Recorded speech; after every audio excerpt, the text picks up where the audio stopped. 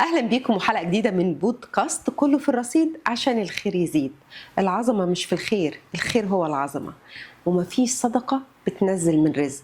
النهاردة حلقة جديدة هنتكلم فيها على كل الأسئلة اللي بتدور في ذهن أي واحد ناوي يعمل خير أو بيعمل خير، أو إن شاء الله برضه هيتعدي مننا ويسمعنا ويعمل خير. بس اسمحوا لي قبل ما نبتدي حلقتنا في كله في الرصيد، عايزة أسألكم يا ترى حسبتوا نفسكم وزودتوا رصيدكم النهارده وعملتوا شويه خير كده يعني ينفعكم في الاخره ويكتر رصيدكم ويخلوكم مستورين في الدنيا؟ فكرت تساعد حد النهارده؟ الاسئله دي لازم كل مره نسال نفسنا ونقول ايه اللي في رصيدنا عشان خير يزيدنا.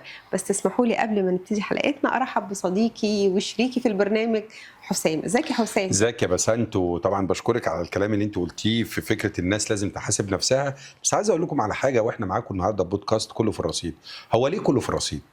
وليه الخير يزيد؟ ده سؤال لازم نساله لنفسنا. واحنا بنفكر ان احنا نعمل البرنامج ده كنا بنحاول ان احنا نعمل حاجه خدميه توعويه منه، كمان احنا خيرنا يزيد، لانه اللي بيقدم المعلومه ده خير ورزق عند ربنا وصدقه جاريه عند ربنا. احنا بدانا بانفسنا بعيد عن الطرق التقليديه. كل حد عنده طريقه يقدر يزود بيها خيره، اكيد يقدر يزود بيها خيره.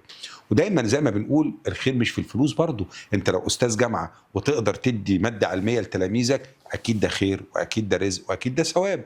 انت النهارده لو حد فكره اماطه الاذى عن الطريق صدقه، واكيد ما يقابلها في المسيحيه برضو نفس الارض، وفي الاديان ونفس الامر، وفي الاديان السماويه اكيد كل ده خير حقيقي. احنا من هنا في كله في الرصيد فكرنا نكون بنشتغل خارج الصندوق في الفكره دي. زي ما بيقولوا يا حسام، خيرا تعمل سترا تلقى، جبرا ترزق. فخلي بالك الخير دايما بيترد لك في صحتك، في سترك، في عافيتك، في دنيتك، في ولادك، في علمك. كل الحاجات دي وجه من اوجه الخير اللي احنا نتمنى ان احنا نرجع لها، لان بجد مشكلتنا الحقيقيه هي مشكلة الوعي، مشكلة الأخلاق. لو احنا كلنا بقى عندنا وعي بقيمة الخير وقيمة العطاء وقيمة الحب وقيمة التكاملية، هنعيش في دنيا مش في غابة. فالنهاردة هنكون معاكم في حلقة انتوا اللي طلبتوها مننا، انتوا اللي عايزين تفهموا وتسألوا وتستفسروا عن كيفية عمل الخير. وعشان كده النهاردة احنا هنمسك حسام لأنه مذاكر كويس جدا جدا وهيقول لنا. لا ما تصدقوش احنا بنحاول نجتهد بس معاكم علشان خاطر نقدم لكم معلومه يعني في كبسوله زي ما بيقول. أيا ما كان يا حسام، احنا النهارده هيعتبر في رصيد خيرنا، لأن العلم صدقة والمعلومة صدقة، وإن أنت تفيد غيرك فهو قمة العطاء والصدقة. النهارده يا حسام احنا شايفين ناس كتيرة جدا مقبلة على فعل الخير، وزي ما بيقولوا كده إن المصريين بطبيعتهم خيرين، والمصريين ليهم كتالوج خاص ومن زمان قوي كده، واحنا الخير عندنا بالفطرة. ولكن بينقصنا توجيه الخير في مساره الآمن، ينقصنا ان احنا نكون عندنا وعي ان احنا نوجه الخير بطريقة صحيحة. والنهاردة فكرنا نجاوب على أسئلتكم في ان احنا نوجه الخير في المسار الآمن، وازاي نعمل لنفسنا بيئة حاضنة للخير وما يتقلبش علينا شر. لان ناس كتيرة جدا بتحاول تعمل خير وللأسف لا بيروح في مكانها، وساعات كتيرة الخير ممكن ينقلب لو مش ماشي قانوني مثلا. فناس كتيرة بتسأل ازاي نبتدي منين سلسلة الخير؟ لو انا مجموعة وبنعمل جمعية، لو انا فرد وعايزة أسس جمعية او عايزة امشي في اطار قانوني رسمي، ازاي ابدا؟ ازاي مراحل انشاء او يعني تاسيس جمعيه اهليه او مؤسسه مجتمع مدني، سواء بتتطلب دوت افراد او بيتطلب ان هو يكون فرد لوحده، او ايه بقى الحاجات اللي احنا عايزين نعرفها يا حسام؟ خليني اقول لك يا بسنت، احنا في حلقات فاتت كنا اشتغلنا على فكره الفرق بين الجمعيه وبين المؤسسه، لكن خليني اقول لكم انه في امر حاكم لكل اللي احنا بنقوله. القانون 149 لسنه 2019، وعندنا اللائحه التنفيذيه رقم 104 لسنه 2021 اللي صدرت عن طريق رئيس الوزراء. الاثنين دول سواء القانون او اللائحه هم اللي بيحكموا عمل المجتمع الاهلي في مصر. حتى بالمناسبه المسمى اتغير باسمه العمل الاهلي او مؤسسات العمل الاهلي مش مؤسسات العمل المدني. خلونا برضو واخدين بالنا من ده. والقانون كمان جه بفكره توفيق الاوضاع. لكن كمان خلوني اخد السؤال اللي قالته بسنت، فكره المؤسسين بتوع الجمعيه، ايه الشروط اللي ممكن تتوافر فيهم وازاي يحصل ده؟ خليني اقول لكم انه الجزء الاولاني اللي قالته بسنت، ان الناس تشتغل الخير ازاي وممكن تبقى عارفه الخير ازاي. خدوا بالكم، الناس ممكن تشتغل الخير من خلال مبادرات تطوعيه او من خلال مبادرات عامه، والمبادرات بعد كده ممكن تتحول لجمعيات. خليني اقول لكم ان المؤسسين بتوع الجمعيه، عدد افراد المؤسسين للجمعيه لا يقل عن 10 افراد. ده اول شرط من الشروط واحنا بنشتغل على ده. يعني معلش خليني اقف هنا يا حسام. 10 افراد، هل مثلا بيبقى لازم يبقى العدد فردي عشان التصويت، ولا ممكن؟ لا، احنا بنتكلم في المؤسسين مش في مجلس الامناء. خليني اقول لك انه عدد المؤسسين للجمعيه لا يقل عن 10 افراد طبيعيين او كيانات اعتباريه. وكمان لابد ان تتوافر في المؤسسين دي شروط. اول حاجه السن القانوني، تاني حاجه الملاءه الفكريه والعقليه، تالت حاجه دورهم الطبيعي في المجتمع وادوارهم الخدميه في المجتمع. مش كده وبس، احنا النهارده لابد من يكون من المؤسسين من لم يصدر ضده اي احكام جنائيه ان لم يكن رد له اعتباره. ده امر مهم جدا. ليه ده بنقوله؟ لان المؤسس بتاع الجمعيه هو بيقدم على ورق الاشهار المتعلق بالجمعيه لازم يقدم الفيش والتشبيه الجنائي الخاص به، الى جانب مجموعه من المستندات هنذكرها دلوقتي في المستندات المطلوبه في الجمعيه. لكن خدوا بالكم، في جمعيات بيبقى فيها شخصيات من الاجانب، وهنا لابد. خلينا قبل شخصيات من الاجانب يا حسام، برضو انا معلش النهارده خلينا نقول المعلومه بشكل اكثر بساطه يوصل للناس. انت قلت حضرتك ما يكونش معدي السن القانوني. ايه هو السن القانوني؟ مش ما يكونش معدي او يعني السن يكون القانوني، في سن معين. ايه السن المعين اللي ممكن يكون المؤسسين بعد 21 سنه الشخص اللي ليه حق اللي هو كامل الأهلية في المسألة، من هنا ان هو يقدر يبقى في مجموعة المؤسسين للجمعية. وده امر مهم جدا سواء في السن او كمان في الجزء القانوني اللي احنا، ده امر مهم جدا برضو في الجزء القانوني، انه لم يصدر ضده اي احكام جنائية ما لم يكن رد له اعتباره. جنائية فقط، ولا ممكن مثلا لو لم يصدر ضده اي احكام ما لم يكن رد له اعتباره. احنا بنتكلم في الاحكام ايه؟ لانه بعيدا عن الاحكام الجنائيه هي بتبقى غير كده. انا عندي النهارده لو جنحه، لو حاجه، الكلام ده كله هو بيبت فيها بغرامه، وبيبت فيها بكفاله، او بيبت فيها وبيحصل فيها تصالح او غيره. لكن الاحكام الجنائيه هي اللي بيبقى فيها حكم الحبس وما لم يرد له اعتباره. رد له اعتباره مثلا هنقول ان حد عنده قضيه تبديد منقولات زوجيه مثلا، فبالفعل هو هنا ولو عليه حكم حبس ده يعوق هذا الامر وهو بيطلع الفيش والتشبيه. لكن رد له اعتباره ان اثبت انه لم يحدث هذا الامر وحصل على رفع اسمه من قوائم الامور المتعلقه بده، بيقدم ما يفيد ده، وخلاص هنا كده بيبقى ليه حق انه يدخل ضمن المؤسسين بالجمعيه. يعني احنا دلوقتي يكون السن القانوني، وتاني حاجه ما يكونش متعرض او تعرض لاي احكام قضائيه، ثالث حاجه ان هو يكون كامل الاهليه. تمام. النقطه الثالثه وهنا في كامل الاهليه خليني اقول لك حاجه مهمه جدا في الجمعيات المتعلقه بالاشخاص ذوي الاعاقه، اللي هي جمعيات الدي بي اوز. جمعيات الدي بي اوز ان هو بيبقى 50% زائد واحد. معنى جمعيات الدي بي اوز عشان في ناس كثيره ممكن تسمع ما تكونش متخصصه فما تبقاش عارفه. جمعيات الدي بي اوز اللي هي الجمعيات الخاصه بالاشخاص ذوي الاعاقه، ودي بتبقى الجمعيات اللي تكوينها وتاسيسها ومجلس ادارتها من الاشخاص ذوي الاعاقه، وده بيكون 50% من مجلس الاداره زائد واحد من الاشخاص ذوي الاعاقه. طب ودي بتبقى خدماتها كلها موجهه للاشخاص ذوي الاعاقه؟ هم اشخاص ذوي الاعاقه بيعملوها عشان خاطر خدمه المجتمع الخاص بيهم. لكن هنا فكره كامل الاهليه هنا فكره انه انا ممكن يبقى شخص ذوي اعاقه هو يعني فكره كامل الاهليه هنا ان هو ايه، من ناحيه السن، من ناحيه الملاءه الفكريه، من ناحيه الملاءه العقليه، وانه له حق التصرف يعني قادر يتحكم في تصرفات. انا عندي شخص ذو اعاقه حركيه، طب ده كامل الاهليه. ممكن يبقى في دمج في المؤسسين؟ مش كامل طبعا. ما هي جمعيات الدي بي اوز هي 50% زائد واحد من مجلس الاداره. انا قصدي في الجمعيات الاهليه العاديه، هل ممكن المؤسسين يكون في حاله دمج، يعني مؤسس من الاشخاص ذوي الاعاقه؟ طبعا ده ما يمنعش. معلش يعني انا بحاول ان انا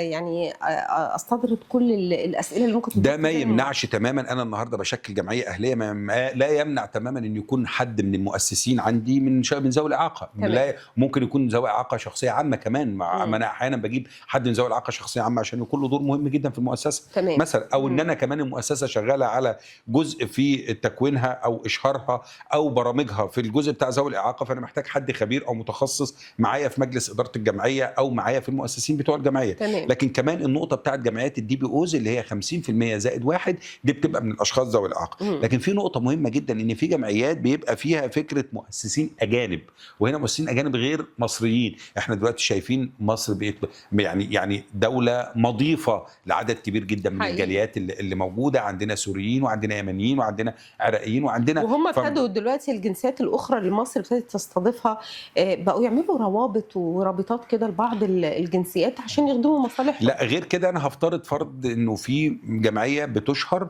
والجمعيه شغاله مثلا على فكره الصداقه بين الشعوب، او جمعيه شغاله على فكره دعم اللاجئين، والجمعيه حبت تحط في مجلس ادارتها او في مؤسسيها اشخاص غير مصريين.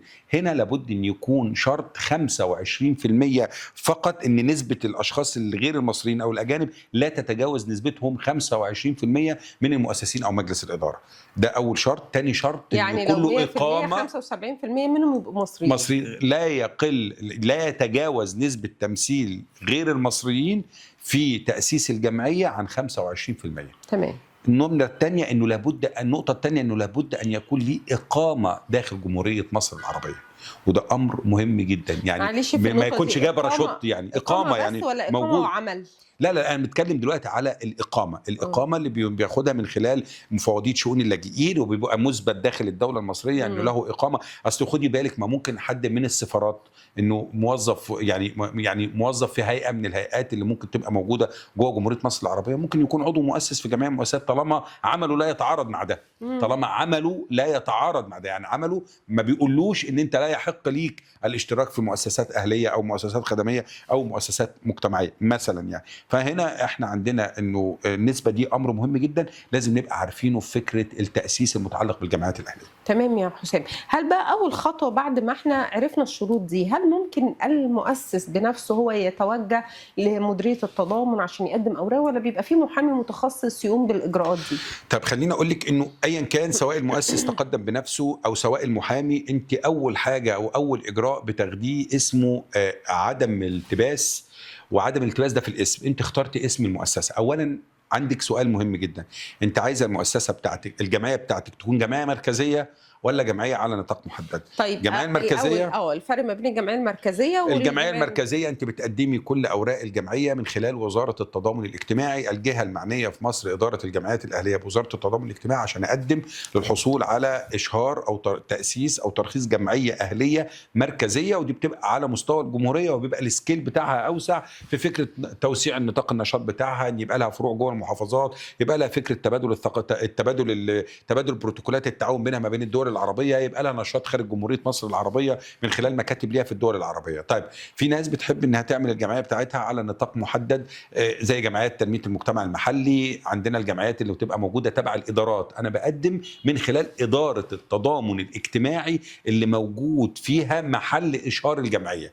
يعني انا موجود دلوقتي هعمل جمعيه، نطاق العمل بتاع، يعني مقر العمل بتاع الجمعيه مصر الجديده، بتقدم لاداره الشؤون الاجتماعيه او اداره التضامن الاجتماعي بمصر الجديده، وده بيتبع اداره القاهره. تمام. انا بقدم في كرداسه مثلا، فده الجيزه، وده من خلال بقدم لاداره التضامن الاجتماعي في المنطقه المعنيه، والمنطقه المعنيه بعد كده بتبقى ليها المنطقه الاكبر اللي هي المديريه.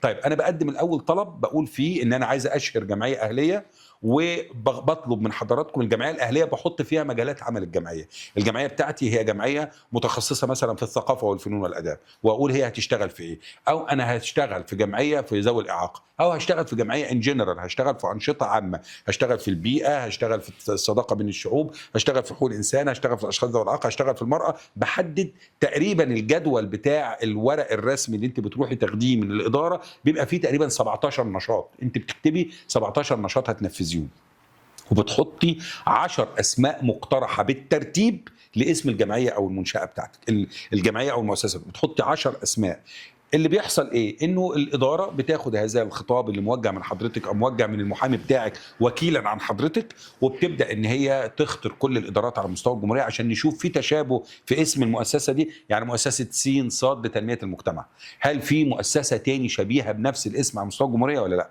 بعد كده انت بتحط الاسماء بترتيب اولوياتك، الاسم رقم 1 2 3 4 لغايه لما توصل ل10 اسماء. بيجي لك بعد فتره الاستعلام اللي ممكن تصل الى 30 يوم، بيجي لك يقول لك انه تم الموافقه على اسم الجمعيه دي، وانه لا مانع من استخدام هذا الاسم رقم 1 او 2 او 3 على حسب ما ورد في الخطاب الوارد لحضرتك، وبيقول لك انه ما فيش لا مانع من فكره الاشهار. بعديها بتتقدمي حضرتك لصندوق الاعانات بتاع الجمعيات الاهليه في احد البنوك المصريه، وبتروحي بتدفعي ما قيمته 2000 جنيه لاسمه ايصال الاشهار او ايصال التاسيس. وبعد كده بتتوجهي بيه الى اداره التضامن الاجتماعي او الوزاره، اللي بعد كده بتبداي في الاجراءات المتعلقه بالورق بتاعك. امتى في المراحل اللي حضرتك ذكرتها دي كلها يا حسام امتى ابدا نشاط الجمعيه؟ هل ممكن ده يبقى تحت التاسيس وابدا نشاط للجمعيه بان انا اعمل انشطه، ولا لازم ابدا النشاط بعد اكتمال كل الاوراق؟ طيب خليني اقول لك الاول، انا بشتغل على فكره استكمال الاوراق المطلوبه. استكمال الاوراق المطلوبه ان انا بقدم الجزء المتعلق بالمستندات القانونيه الخاصه بالاشهار الخاص بالجمعيه. انا بشتغل على فكره اللائحه التنفيذيه الشغاله للجمعيه، وده طبقا للورق اللي انا بحصل عليه من الاداره او المديريه، وابدا ان انا احط فيه النشاط بتاعي واحط فيه مجالات العمل بتاعتي والكلام ده كله. بعد كده بقدم قائمه بالمؤسسين للجمعيه. القائمه دي بتكون رقم فردي وانا بقدمها للمؤسسين، بقدمها بتكون مرفق بكل اسم. هو عباره عن جدول، او القائمه دي بيبقى الاسم، محل السكن، العنوان بتاعه، رقم البطاقه، رقم التليفون، كمان فيش وتشبيه جنائي موجود مع هذه المستندات. وبقدم هذه المستندات للإدارة اللي أنا تابع ليها، وبيبدأ الاستعلام عن الاشخاص اللي موجودين، انه هؤلاء الاشخاص اشخاص طبيعيين اعتباريين، ليس ضدهم احكام، ما سلوكهم المجتمعي تمام. الاجراءات اللي بتقوم بيها تمام. اي اداره من الادارات علشان خاطر تبدا تستعلم عندها. بعد كده في خلال 60 يوم، انت ليكي 60 يوم من اول تقديم طلب الاشهار بعد الاجراءات اللي احنا قلنا فيها بالاول. خلال 60 يوم الجهه الاداريه ردت عليكي بوجود اي خلل او اي عوار في الورق اللي انت قدمتيه، سواء ورق ناقص او في مشكله في الناس المؤسسين، بيرجع يرد لك ده في خلال 60 يوم. خلال ال60 يوم الاداره او الهيئه ما ردتش عليكي، اصبحتي انت جمعيه مشهره ومسجله لدى سجلات وزاره التضامن الاجتماعي. ابدا من هنا بقى، مجرد ال60 يوم يعدوا وابتدينا ان هو يبقى الجمعيه مشهره وماشيه في الاجراءات القانونيه وكده، ما فيش اي مخالفات عليا، بعد طبعا ما وفرت مكان لمقر الجمعيه، ابدا. في شروط لمقر الجمعيه. ايه بقى شروط مقر الجمعيه؟ شروط مقر الجمعيه نمره 1 انه يكون موجود. لو انا بتكلم على جمعيه تابعه لاداره من الادارات وهناخد السكيل الاصغر، لازم يبقى في النطاق السكني ليها، لازم تكون مستقله لا يتعارض نشاطها مع نشاط تاني موجود جواها، لازم يكون في غرفه لمجلس الاداره علشان خاطر لو هي بتمارس انشطه مختلفه او انشطه متنوعه لازم يكون فيها اتاحه. لو انا بشتغل مع اشخاص ذوي اعاقه ما ينفعش تبقى الجمعيه في الدور الثالث وانا بشتغل مع اشخاص ذوي اعاقه حركيه وغيره. كل هذه الامور لازم يكون فيها جزء متعلق بفكره الحمايه المدنيه جوه الجمعيه، سواء من ناحيه الكهرباء، من وصلات الغاز، الكلام ده كله لازم يبقى متامن، لان انا عندي ناس بتتردد على الجمعيه، عندي اطفال ممكن اكون بنفذ انشطه للاطفال وخلافه. طيب هل بمجرد ما الجمعيه ابتدت ان هي تشهر وتدخل في الاجراءات القانونيه، هل متاح للجمعيه ان هي تتلقى تبرعات علشان تبتدي تقوم بانشطه، ولا امتى تتلقى تبرعات؟ وهل ايه الفرق ان هي يبقى مثلا تاخد قرار جمع مال، وايه الفرق ما بين التبرعات؟ يعني مصادر الدخل الجمعيه بيبدا من امتى؟ اولا مصادر دخل الجمعيه بيشتغل على فكره، لو احنا بنتكلم في جمعيه ففي اشتراكات وعضويات للجمعيه. لو احنا بنتكلم على مجلس امنا، الاشتراكات والعضويات بتبقى محدده طبقا لمجلس اداره الجمعيه. لو احنا بنتكلم على مؤسسه بمطلق الحريه، لو احنا لا في لائحه بتنظم ده. يعني انا اول جمله قلتها، قلت لابد لاي حد بيشتغل في المجتمع المدني يرجع للقانون 149 لسنه 2019 ولائحته التنفيذيه 104 لسنه 2021. تمام. كل ده اللي بتحكمنا ده الاجراء السقف اللي بيحكمنا كلنا في عمل الجمعيات. الجمعيات. النهارده وانا بتكلم على جمعيه، فالجمعيه بتشتغل على اشتراكات اعضائها وتنفيذ الانشطه المتنوعه جوه. لو انا بشتغل على مؤسسه، بشتغل على المؤسسين بتوع المؤسسه او مجلس امنائها. تمام. طب انا هشتغل دلوقتي على فلوس. كل جمعيه من الجمعيات او المؤسسات ليها سجل مالي واداري، سجل مصروفات، أيوة. وليها حساب جوه البنك. ليها حساب جوه البنك. يعني المؤسسه بتفتح حسابها ب20,000 جنيه، ده فتح الحساب طب. المتعلق بالمؤسسه. تقدر ان هي تدخل وتخرج منه. اي حركه جوه المؤسسه او الجمعيه لابد ان تكون حركه دخول وخروج، وتكون بفواتير، وهذه الفواتير بتكون فواتير مسلسله. نمره 1. نمره 2، فواتير تخضع لفكره ضريبه القيمه المضافه. تمام. وان الجمعيه نفسها بتسجل على المنظومه الخاصه بوزاره التضامن الاجتماعي علشان تسجل ضمن آلية الضرائب أو خاصية طب الضرائب. خلينا نقول كده ان الرقابه والمتابعه للجمعيات الاهليه، هل دلوقتي كل الموظفين الموجودين داخل اروقه الجمعيه الاهليه لازم يكونوا بيقبضوا من خلال يعني حركه بنكيه، ولا ممكن يقبضوا باليد كده؟ ممكن يقبضوا من خلال ايصال استلام نقديه. تمام. بس النقطه فكره ان انا عندي سجلات جوه الجمعيه او جوه المؤسسه بتحكم حركه دخول وخروج الفلوس او التبرعات، وعندي ايصالات تبرعات. لو انا عندي حد جاي يتبرع للجمعيه، الايصالات دي مسلسله، ولو ايصال فيهم كان في مشكله بيتلغي وبيتكتب عليه لاغي وبيمضي عليه اللي هو امين الصندوق سواء للجمعيه، وده اهم شخص موجود جوه الجمعيه، هو امين الصندوق جوه الجمعيه او جوه المؤسسه، لان هو اللي بيبقى مسؤول عن حركه الامضاء على الشيكات، لانه اي شيك بيبقى ليه امضتين، امضه رئيس مجلس الاداره او رئيس مجلس الامناء، وكمان امين الصندوق. فاي حركه دخول وخروج لابد ان هي تكون معتمده من امين الصندوق. اي ايصال باظ لابد ان امين الصندوق بيمضي عليه. دي خلينا نقول رئيس مجلس الامناء ورئيس الصندوق، امين الصندوق دوت مجتمعين ولا فرادى؟ يعني ممكن واحد فيهم ياخد على القرار حسب ما يتم جوه البنك. احنا قايلين ايه في يعني التقديم للبنك؟ مساله اختياريه، ولكن حسب ما احنا الافضل حسب ما احنا قايلين. يعني الشيك يعني مجتمعين او فرادى على حسب ما ينص عليه. احنا بنص في اللائحه الداخليه على ايه. خليني اقول لك انه اي جمعيه ليها عهده. العهده بتاعت التاسيس بتاعتها دي ثابته في السجلات، واي جمعيه بتتلقى اي تبرعات عينيه او نقديه بيبقى من خلال سجلات رسميه حاصله عليها من اداره الجمعيات الاهليه، اداره الجمعيات والمؤسسات الاهليه بالاتحاد العام للجمعيات الاهليه، وبتبقى مختومه بختم شعار الجمهوريه لاي حركه دخول او خروج لكل هذا الامر، وكل حاجه بيبقى ممضي عليها، ومين المتبرع ومين المتلقي لهذا التبرع ايا كان، والا تعرض الجمعيه نفسها للمخالفات الماليه اللي تقع تحت طائله القانون، اللي ممكن تصل للنيابه وتصل للحبس. لكن في كمان اجراء تاني، ان الجمعيات لها حق ترخيص جمع المال. احنا مش بنروح سوبر ماركت وهايبرات كبيره ونلاقي صندوق كده يقول لك مخصص لعلاج كذا، مخصص لكذا، او هذا الصندوق لجمعيه كذا. الجمعيه نفسها بتقدم طلب للحصول على ما يسمى بترخيص جمع المال، وتقول ترخيص جمع المال ده هتعمله فين وهتعمله ازاي والنطاق المحدد بتاعه، ومن خلال صناديق ولا من خلال تبرعات. عشان كده لما بتلاقي الاعلانات اللي موجوده بتاعت الجمعيات للتبرع من خلال البنك كذا، ومن خلال انستا باي، ومن خلال فودافون كاش، ومن خلال كل هذه الاجراءات، لان الجمعيه حصلت على كل الاجراءات. وترخيص جمع المال ده بيدي الفرصه للجمعيات ان هي تتلقى التبرعات من الاعضاء الطبيعيين في المجتمع، ان تتلقى المساهمات النقديه والمساهمات العينيه في هذا الامر. وبتلاقي جمعيات بتعمل خط ساخن للتواصل والكلام ده كله.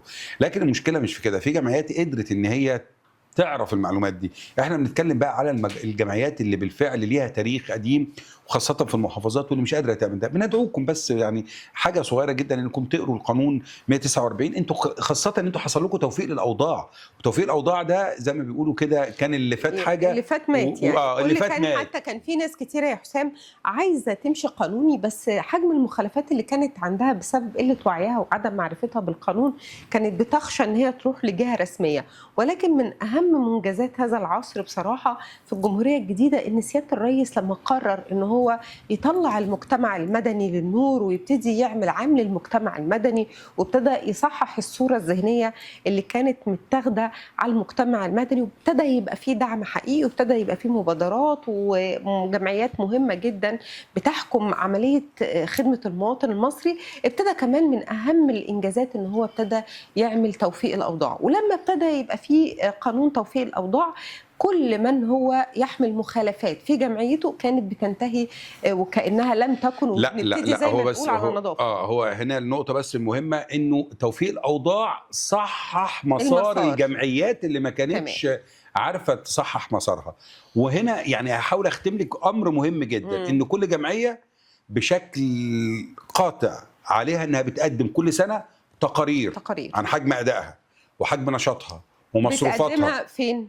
تقدم للجهه الاداريه المختصه التابعه ليها، من سواء غير ما الاداره تطلب منها سواء ولا؟ ده لازم، ده في القانون ان كل جمعيه بتقدم بشكل سنوي. اي الجهه الاداريه لها حق انها تعمل اي ضبطيه قضائيه لاي جمعيه بشكوى او بدون شكوى. يعني انا في حد اشتكى وقال لي ان الجمعيه دي فيها مخالفات، انا بتحرك لهذه الجمعيه. طيب الجهه الاداريه نفسها تقدر ان هي تروح تزور الجمعيات كنوع من انواع الرقابه، كنوع من انواع الرقابه، وتشوف انشطه الجمعيات دي قائمه ولا مش قائمه، بتعمل ايه ما بتعملش ايه، سجلاتها الماليه موجوده ولا لا، سجلاتها الماليه مظبوطه ولا لا، سجلاتها الخاصه بالزيارات موجوده ولا لا، حجم الانشطه اللي عاملاها تتناسب مع حجم الانفاق وحجم الدخل ولا لا. كل ده للجهه الاداريه حق ان هي تعمله، وده لضبط بوصله المجتمع. تمام. وعلشان خاطر حتى ما تكونش جمعيه واحده تسيء للرقم الكبير للجمعيات اللي موجوده. فعندك كمان نقطه مهمه، ان التقرير المالي بتاع كل جمعيه لابد ان يتم اعتماده ومراجعته من محاسب قانوني داخل الجمعيه محاسب قانوني، ويحصل على ختم المحاسب القانوني عشان يتقال ان الميزانيه السنويه دي تم مراجعتها. فعايز اقول لك انه كل ما يتعلق بالمجتمع المدني، مش عايز اقول انه هو تحت الميكروسكوب، مش عايزين نقول كده بس، ولا فكره تحت الرقابه، عايزين نقول انه تحت الاداره السليمه او الاداره الحكيمه، علشان لا احد يسيء الى دور الدوله المصريه ولا احد يسيء الى دور المجتمع المدني. وكمان المجتمع المدني، الجمعيات الناجحه تبقى واخده حقها، الجمعيات المجتهده تبقى واخده حقها، الجمعيات التي تخالف تتعرض للعقاب والقانون. يعني في الاخر يا حسام، اول حاجه انا بشكرك جدا على كم المعلومات المهمه جدا، اللي فعلا اللي عايز يستفيد ويتابع الحلقه هيقدر يعرف معلومات كتيره جدا. ودايما بقول اذا كنت لا تعرف فعليك ان تستشير حتى لا تقع تحت طائله القانون. مهم جدا وانت داخل مشروع وانت بتبني جمعيه وانت بتاسس جمعيه ان انت تعرف وتطلع وتستشير، علشان شعره بسيطه جدا ما بين المسؤوليه وعدم المسؤوليه، او ما بين المسؤوليه والرقابه والعقوبه. الدولة يعني زي ما بيقول فاتحة دراعاتها لكل الناس اللي عايزة تعمل شغل بما يرضي الله، وفي رقابة كبيرة للناس اللي مش عايزة تشتغل بما يرضي الله. ولكن سيبقى المجتمع المدني هو الشريك الثالث في التنمية، سيبقى المجتمع المدني هو الوسيط الآمن والأمين ما بين الدولة المصرية والمواطن المصري. ولكن في النهاية يا حسام بشكرك، نختم ونقول نختلف دايما على وطن، او ننام على وطن نختلف فيه، ما نختلفش عليه. اكيد طبعا يا بسنت، كله في الرصيد عشان الخير يزيد. كله في الرصيد عشان الخير يزيد.